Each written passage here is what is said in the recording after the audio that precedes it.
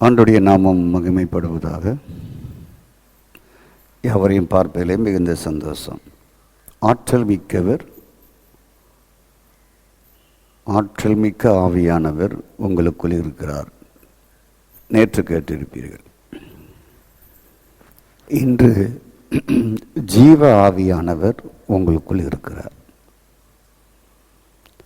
அந்த ஜீவ ஆவியானவர் யார்?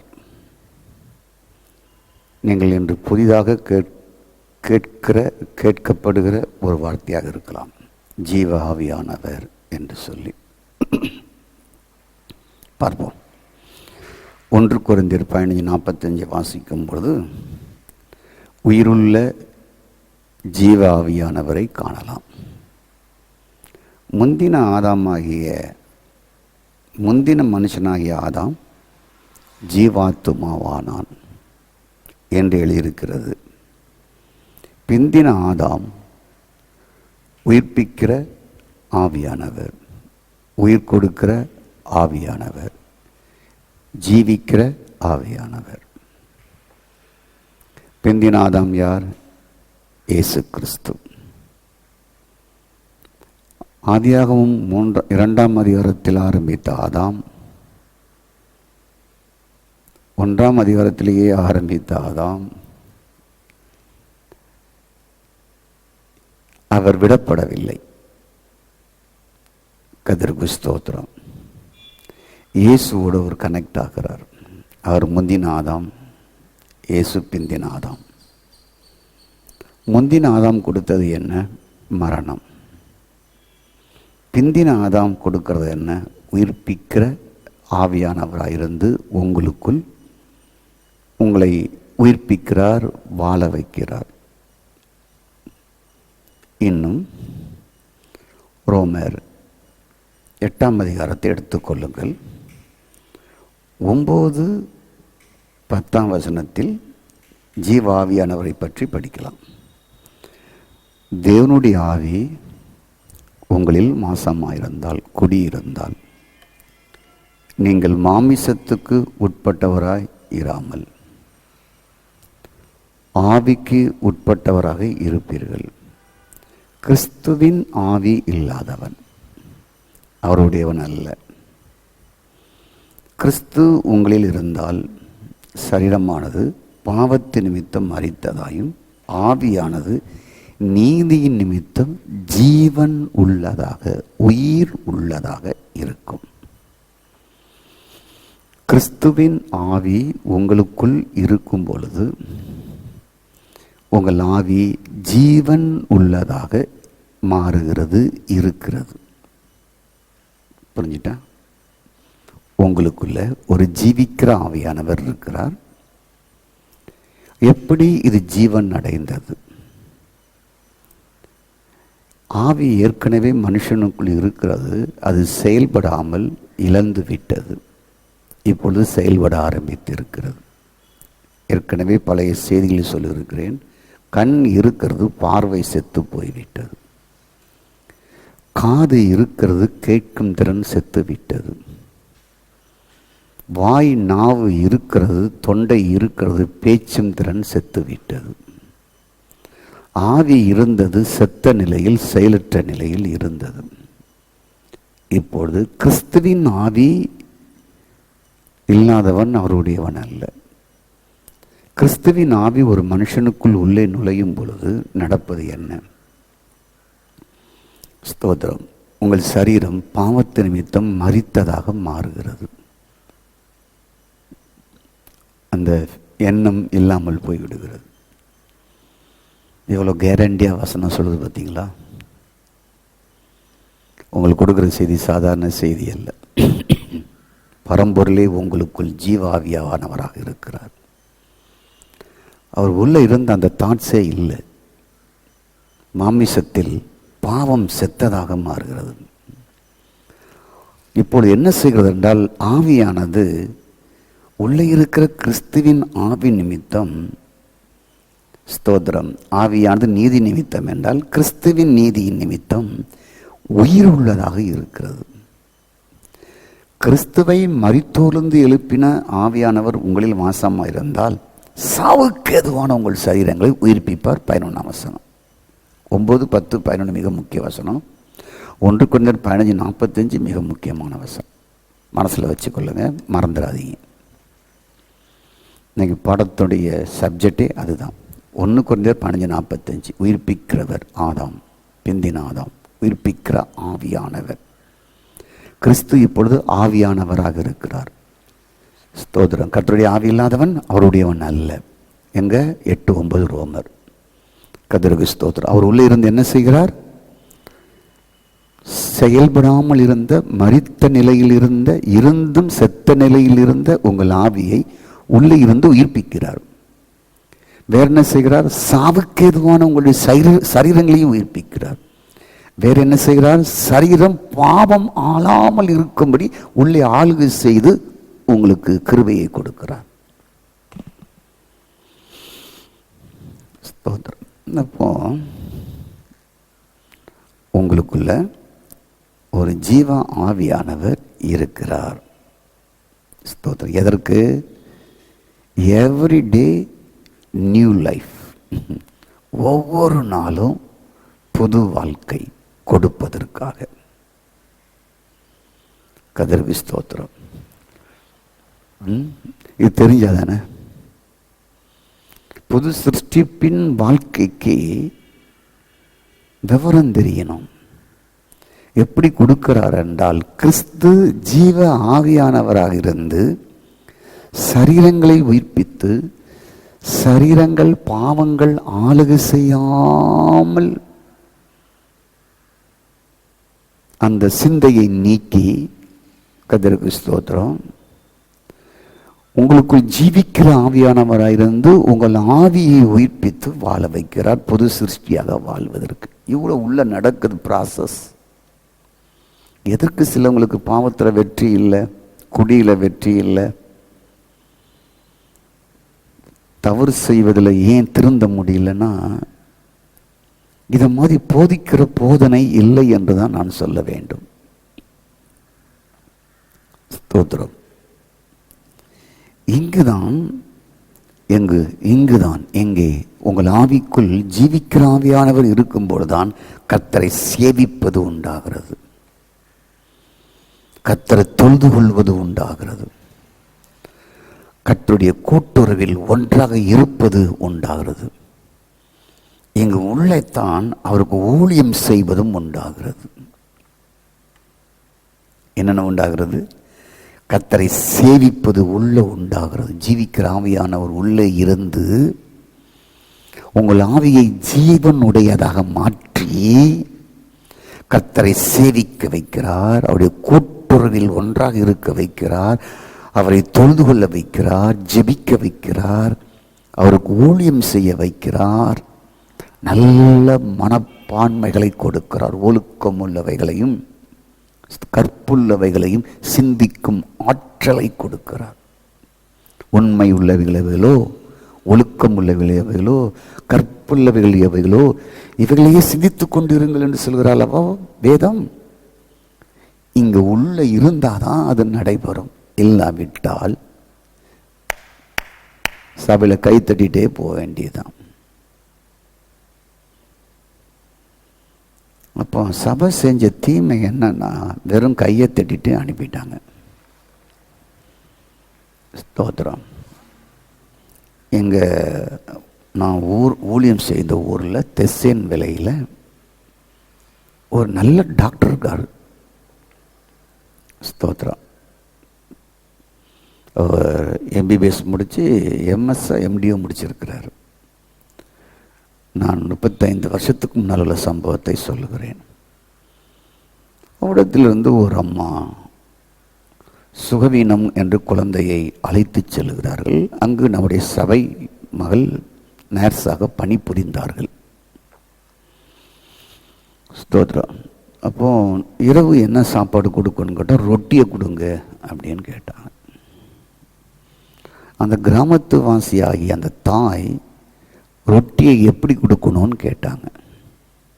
சுடுதண்ணியை கொதிக்க வச்சு அதில் போடு சொல்லி அனுப்பிச்சிட்டார்.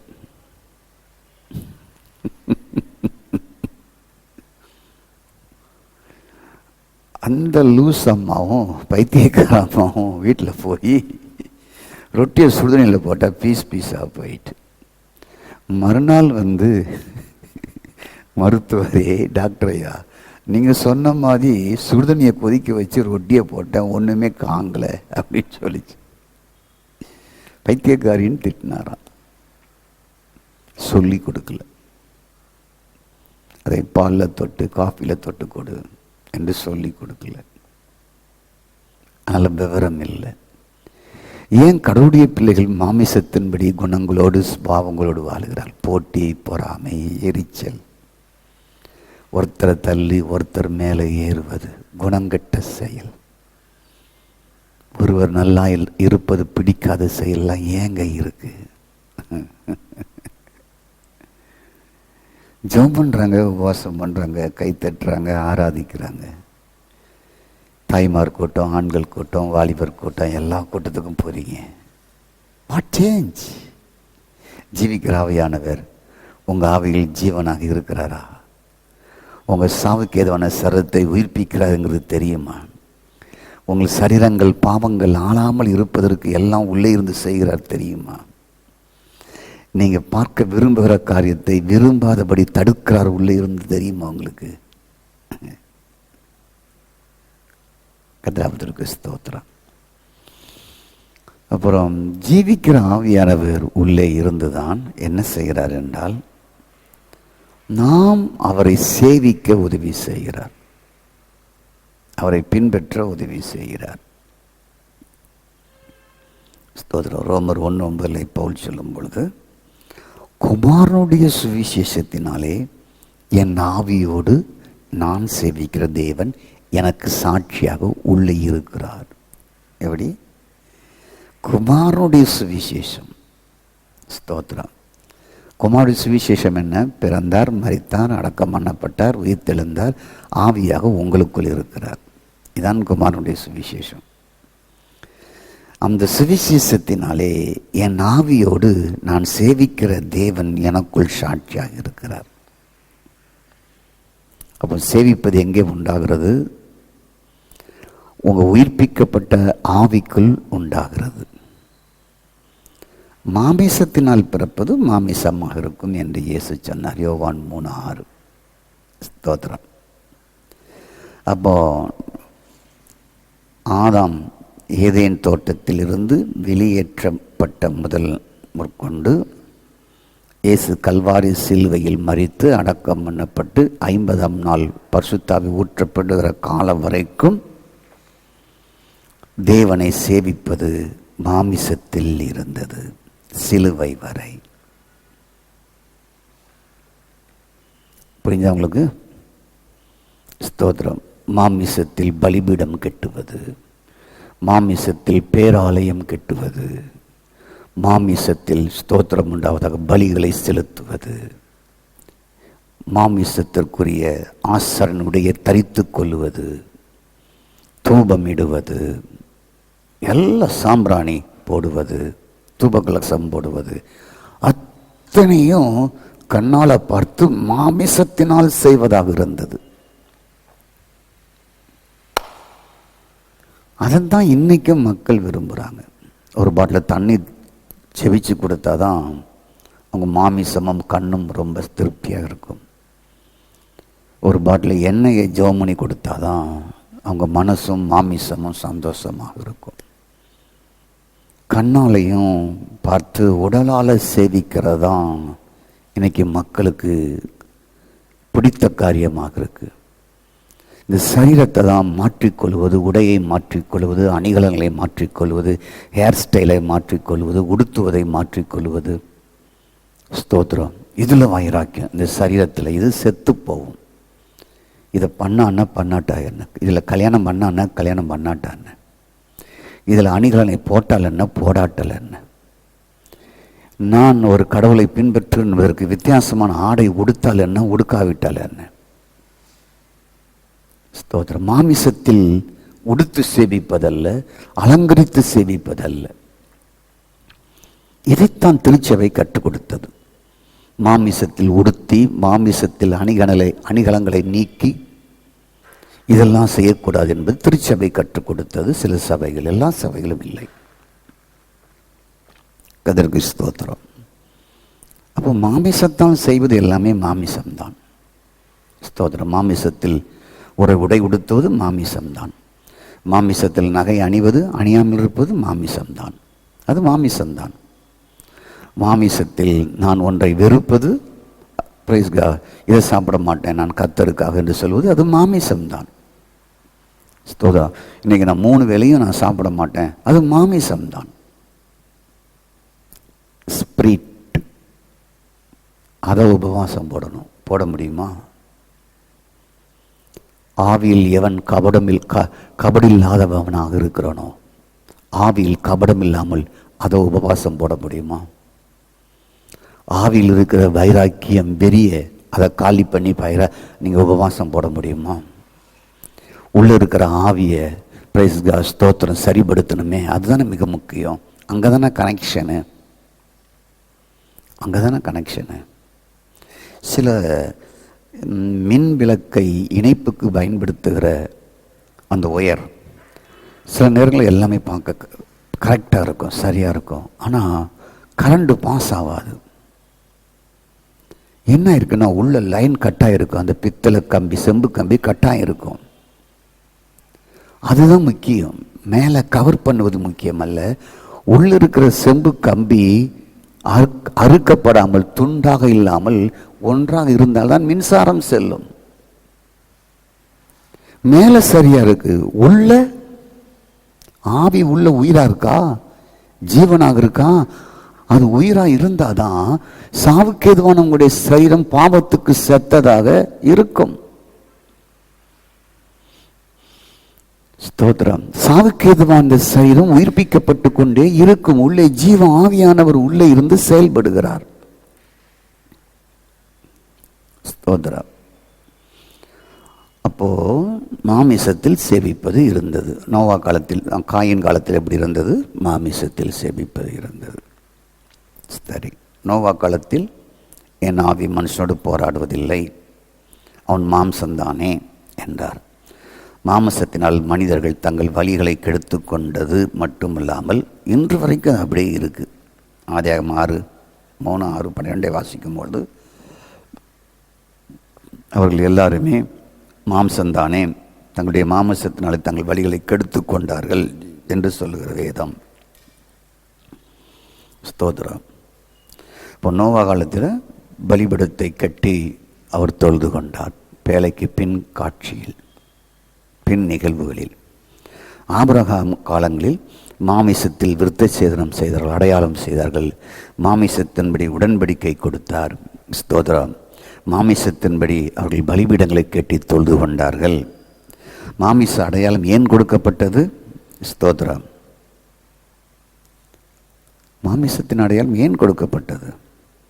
ஆபிரகாம் மாமிசத்தில் எடுத்த முடிவினால் கொடுக்கப்பட்டது. அவர் என்ன முடிவெடுத்தார்? எகிப்திற்கு சென்று ஆடுகளையும் கழுதைகளையும் வேலைக்காரர்களையும் வேலைக்காரிகளையும் கோழிக்கை கழுதைகளையும் ஒட்டகங்களையும் பெற்றார். ஸ்தோத்திரம். தேவனே வாழ்வாக அழைக்கப்பட்ட இந்த ஆபிரகாம் தன் மனைவியை சகோதரி என்று சொல்லி அது கண்டுபிடிக்கப்பட்டு ஆபிரகாமுக்கு வெகுமதியாக சாராள் உடைய அழகின் நிமித்தம் ஆடுகளையும் மாடுகளையும் கழுதைகளையும் வேலைக்காரர்களையும் ஒட்டகங்களையும், ஸ்தோத்திரம், இதெல்லாம் இலவசமாக கொடுத்தான். அப்போ தேவனே வாழ்வாக இல்லாமல் மாமிசத்தின் வழி என்று மனம் வழியாக ஆபிரகாம் சென்றார். மாமிசத்தின் அறுவடையை அவர் பெற்றார். ஆதியாகமம் 12:14-16 வரைக்கும் மாமிசத்தின் அறுவடை என்ன? அதுதான் ஆகார், அதுதான் இஸ்மவேல். ஸ்தோத்திரம். ஆகவே தான் இந்த மாமிசத்தின் வழியில் போன இந்த ஆபிரகாமுக்கு ஒரு மாமிசத்தின் அடையாளத்தை கொடுத்தார். கவனமாயிரு அப்படின்னு சொல்லி. ஆபிரகாம் லோத்துவுக்காக பிரயாணப்பட்டு போனார் யுத்தத்திற்கு. இதுவும் அவருடைய மாமிசத்தின் முடிவு தான். வெற்றி பெற்றார், அது இருக்கட்டும். ஆனால் ஆபிரகாம் மாமிசத்தினுடைய முடிவாகத்தான் இருந்தது. தேவனுடைய ஆலோசனைப்படி அவர் யுத்தத்துக்கு போகவில்லை. ஸ்தோத்திரம். லோத்து சிறைபிடிக்கப்பட்டு ஸ்தோத்திரமுண்டாவதாக சிறைபிடித்த நாட்டுடன் யுத்தம் செய்து தேவனுடைய அனுமதி இல்லாமலேயே ஒரு வெற்றியை பெற்றார். ஆதியாகமம் 14:12. ஸ்தோத்திரம்.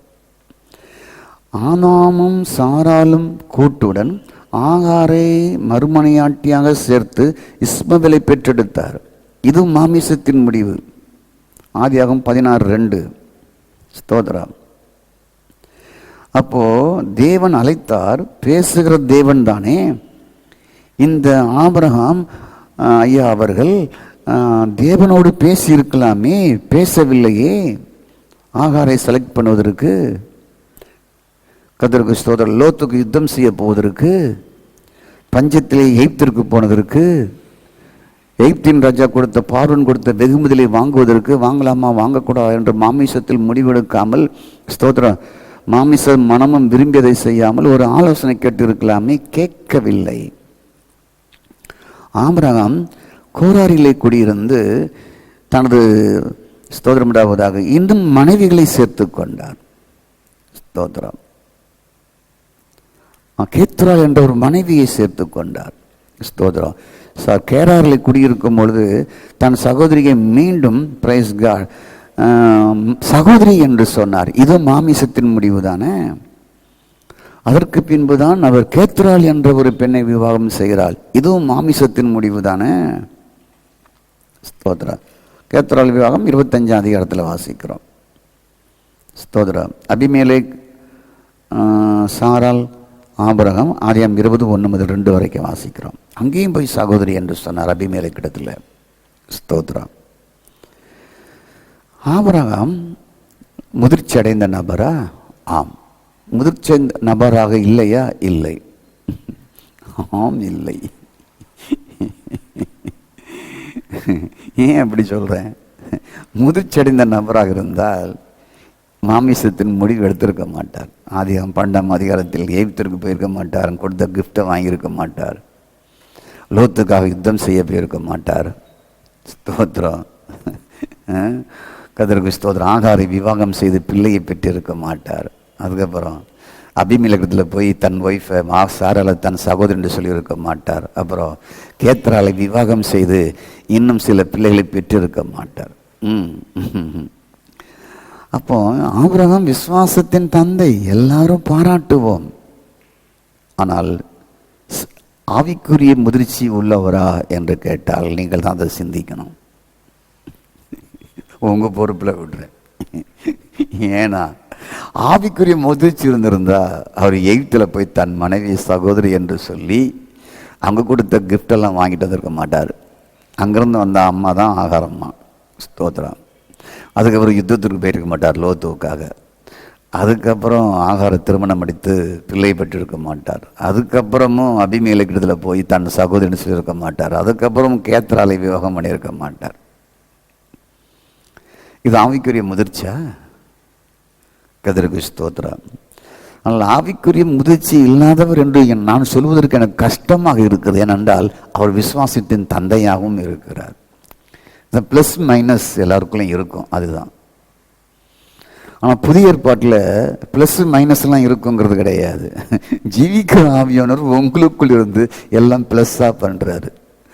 ஆபிரகாமுக்குள்ள ஜீவிக்கிற ஆவியானவரும் சரத்தை உயிர்ப்பிக்கிற ஆவியானவரும் கிடையாது, உங்களுக்குள்ளே இருக்கிறார். அது ப்ளஸ்ஸும் மைனஸும் எனக்குள்ளேயும் இருக்கும் அப்படின்னு சொல்லி போயிடக்கூடாது எங்கேயாவது தப்பு செய்ய. கர்த்தருக்கு ஸ்தோத்திரம். நல்லா கவனிங்க. ஆபிரகாம் விசுவாசத்தின் தந்தை தான், நாம் எல்லாரும் பாராட்ட வேண்டும். ஸ்தோத்திரம். ஆவிக்குரிய முதிர்ச்சி இல்லாதவரா என்று சொல்வதற்கு நம்ம கஷ்டமாக இருக்கிறது. ஆவிக்குரியவரா இல்லையா என்று சொல்வதற்கு நம்ம கஷ்டமாக இருக்கிறது. ஸ்தோத்திரம். ஈசாக்கு விவாகம் செய்த பின்பு 30 ஆண்டு காலம் ஆபிரகாம் உயிரோடு இருந்தார். ஸ்தோத்திரம். ஸ்தோத்திரம். ஆனால் இந்த ஈசாக்கை ஒரு முறையாவது அழைத்து ஆசீர்வதித்தாரானா? இல்லவே இல்லை.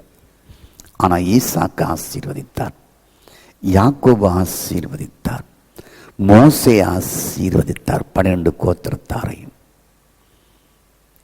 ஸ்தோத்திரம். புரிஞ்சுங்களா? நல்லா கவனிங்க. ஈசாக்கு விவாகம் செய்த பின்பு 30 ஆண்டு உயிரோடு இருந்தார். ஆபிரகாம் தன்னுடைய மகன் இஸ்மவேலையோ அல்லது மகன் ஈசாக்கையோ அழைத்து அவர் ஆசீர்வதித்தார்னா இல்லவே இல்லை. ஸ்தோத்திரம். அப்போ ஆபிரகாமை பற்றி ஏன் இத்தனை காரியத்தை நான் சொல்கிறேன் என்றால், மாமிசத்தில் முடிவெடுத்தவர் என்பதற்காக சொல்லுகிறேன். ஸ்தோத்திரம். மாமிசத்தில் சேவித்தார் என்பதை சொல்லுகிறேன். கர்த்தருக்கு ஸ்தோத்திரம். ஆகவே இதனால் தான் இவரை இந்த மாமிச விருத்தச்சேதனத்தை அடையாளமாக கர்த்தர் சொன்னார். இயற்கை வலிமையை, திறமையை, ஸ்தோத்திரம், சமாளிக்கத்தான் தேவன் இந்த முடிவு செய்து விருத்தச்சேதனம் செய் என்று சொன்னார். ஸ்தோத்திரம். ஆண்டவர் எவ்வளவு நல்லவர்னு பாருங்க. ஒன்று நான் சொல்கிறேன் பாருங்க. ஆபிரகாமுக்கு லோத்தை விலக்கினார், எகிப்திலே காப்பாற்றினார், ஆகார் விஷயத்தில் காப்பாற்றினார், இஸ்மவேல் விஷயத்தில் விலக்கினார், எலியேசரை விலக்கினார். எப்படிலாம் விளக்குறார் பாருங்க. சிலரை விளக்குனா தான் நீங்கள் நல்லா இருப்பீங்க. அதுக்காகவே சிலரை விளக்குவார் உங்களை விட்டு. லோத்தை விலக்கினார், எகிப்தில் காப்பாற்றினார், ஆகார விஷயத்தில் காப்பாற்றி அவளை விலக்கினார், இஸ்மவேலை விலக்கினார், ஆபிரகாம் வீட்டில் வளர்ந்த எலியேசரை விலக்கினார், அபிமெலேக் ராஜாவிடத்தில் அவரை விலக்கினார், லோத்துக்காக யுத்தம் செய்த பொழுது அங்கே காப்பாற்றினார். ஸ்தோத்திரம். இதெல்லாம் மாமிசத்தின்படி வாழ்ந்த ஆபிரகாமுடைய வாழ்க்கை. ஆகவே தேவன் ஆபிரகாம் இடைப்பட்டு விருத்தசேதனம் செய்து மாமிசத்த பலத்திற்கு ஒரு முடிவு கட்டுகிறார். மாமிச பலவீனத்திற்கு ஒரு முடிவு கட்டுகிறார். விருத்தச்சேதனம் செய் என்று சொல்லி. நாம் சேவிப்பது மாமிசத்தில் அல்ல.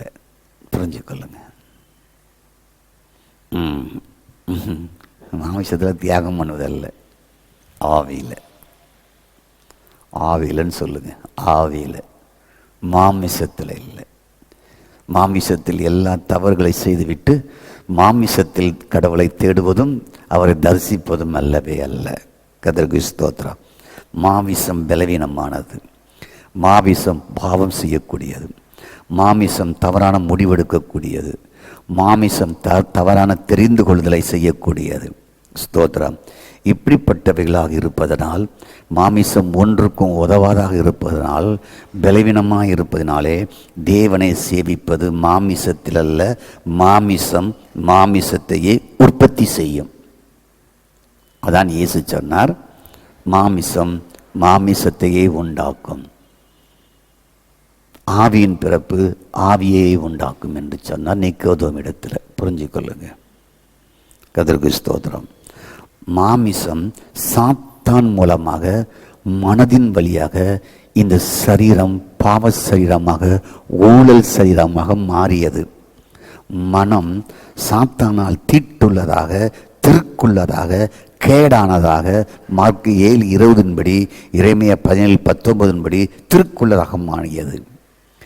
இதயமாகிய மனம் சாத்தான் நுழைந்தது. இதயமாகிய மனதிற்குள் சாத்தான் நுழைந்தபடியால், ஸ்தோத்திரம், அது நம்பிக்கையற்றதாக, இருட்டாக, வஞ்சகமாக, கண்டுபிடிக்க முடியாத பெரிய புதிராகவே மனம் இருக்கிறது, இருதயம் இருக்கிறது, யோசனை இருக்கு, சிந்தனை இருக்கிறது. ஆகவே மனசும் மாமிசம் சேவிப்பது அல்ல, தேவன் உங்களை ஆவியில் சேவிக்க வைத்திருக்கிறார். ஆவினால் பிறப்பது ஆவியாகவே இருக்கும். ஸ்தோத்திரம். யோவான் 3:6. அப்போ ஆவியோடும் உண்மையோடும் தொழுது கொள்வது, சேவிப்பது உள்ளதாக இருக்கிறது. உள்ளே ஆற்றல் மிக்கவர் உங்கள் ஆவிக்குள் இருக்கிறார், இங்குதான் அவரை சேவிப்பதும் இருக்கிறது. புரிஞ்சுட்டா உங்களுக்கு? அப்புறம் ஜீவிக்கிறாவே எங்கே இருக்கிறார்? உள்ளே இருக்கிறார். என்ன செய்கிறார்? சாவுக்கேதுவான சரத்தை உயிர்ப்பிக்கிறார். சரத்திலே பாவம் ஆளாமல் பாதுகாக்கிறார். வேற என்ன செய்கிறார்? உள்ள சேவிக்க வைக்கிறார். மாமிசத்தின்படி சேவிப்பது வேஸ்ட். இந்த உடலை நான் எந்த வாசனை திரவியும் போட மாட்டேன், வேஸ்ட். போடுவேன், வேஸ்ட். இப்படி தான் உடை உடுத்துவேன், வேஸ்ட். இல்லை நான் எப்படியும் உடுத்துவேன், அதுவும் வேஸ்ட். எப்படி முடிய வச்சுக்குவேன், அதுவும் வேஸ்ட். இப்படி தான் முடிய வச்சுக்குவேன், அதுவும் வேஸ்ட். இந்த மாமிசத்தில் நம்ம எதை செஞ்சாலுமே அது தேவனுக்கு எடுபடாது. ஆவியில் தேவனை சேவிப்போம். எங்கள் நல்ல ஆண்டவரே, எங்கள் ஆவியில் எங்களை சேவிக்க வைத்திருக்கிறேன். ஜீவ ஆவியானவர் எங்களுக்குள் இருக்கிறேன். அதற்காக நன்றி. எங்கள் மாமிசத்தில் பலவீனம் உள்ளது, ஒன்றுக்கும் உதவாதது. மாமிசத்தை தான் பிறப்பிக்குமே தவிர வேறு எதையும் உற்பத்தி செய்ய முடியாது. இந்த மாமிசத்தில் நான் இதை செஞ்சேன், அதை கலத்தினேன், இதை பண்ணேன், அதை பண்ணேங்கிறதெல்லாம் வேஸ்ட் ஆண்டவரே. ஸ்தோத்திரம். அதை நீங்கள் விரும்பவில்லை. மாமிசத்தின் முடிவு மரணமாய் போய்வோம் ஆண்டவரே. எங்கள் ஆவிக்குள் ஆவியாக இருக்கிற தேவன் உம்மை சேவிப்பது, உம்மிடத்தில் அன்பு கூறுவது, பிறரை அன்பு கூறுவது, உம்மை சேவிப்பது, உங்களுக்காக பராக்கிரம காரியத்தை செய்வது, ஆற்றல் மிக்கரோடு இணைந்து மகிமையான காரியத்தை எல்லாம் செய்வது எங்கள் ஆவிக்குள் கர்த்தர் வைத்திருக்கிறீர், கொடுக்கிறீர். அதற்காக நன்றி.